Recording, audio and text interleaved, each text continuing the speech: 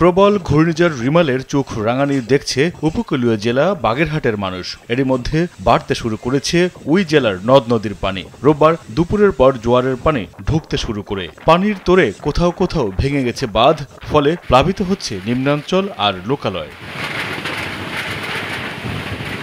রিমালের প্রভাবে জোয়ারের পানিতে প্লাবিত হয়েছে সুন্দরবন। করমজল সহ বনের উঁচু এলাকাগুলো দুপুরের মধ্যে জোয়ারের পানিতে তলিয়ে গেছে বলে খবর পাওয়া গেছে, তবে বন্যপ্রাণীর ক্ষয়ক্ষতির কোনো খবর এখনো পাওয়া যায়নি।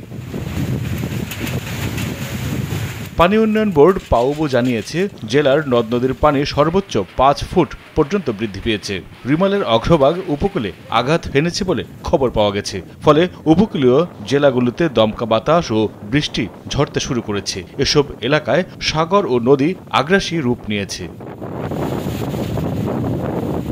ঘূর্ণিঝড় শুরুর আগেই বাগেরহাট জেলার মোড়লগঞ্জ, শরণখোলা, মোংলা ও রামপাল উপজেলায় নদী তীরবর্তী অসংখ্য গ্রাম প্লাবিত হয়েছে বলে জানিয়েছে পাউবো।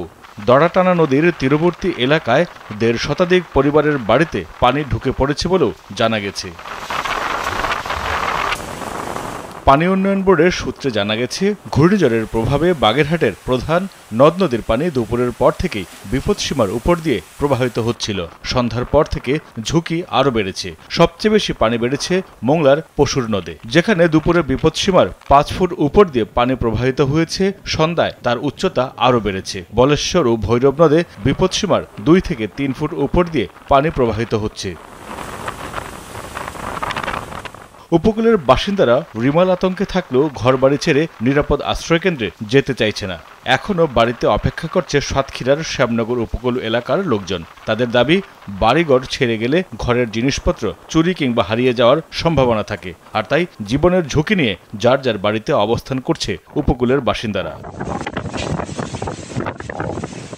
শ্যামনগর এলাকায় 10 নম্বর মহাবিপদ সংকেতের ঘোষণা শোনার পর থেকেই মানুষের মধ্যে আতঙ্ক ছড়িয়ে পড়েছে। স্থানীয় নদ নদীর পানি জোয়ারে কি পরিমাণ বাড়ে সেদিকে খেয়াল রাখছেন এলাকাবাসী। তারা মনে করছেন, জোয়ারের পানি বিপদসীমার 2 থেকে 3 ফুটের বেশি বৃদ্ধি না পেলে তারা ঘরবাড়ি ছেড়ে আশ্রয়কেন্দ্রে যাবেন না।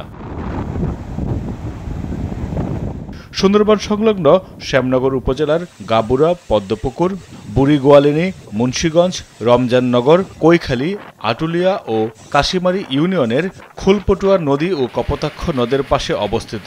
ঘূর্ণিঝড় ও জলোচ্ছ্বাস এসব নদ নদীর পানি বেড়িবাঁধ উপচে বাড়িঘর ও গ্রামে প্লাবিত হচ্ছে।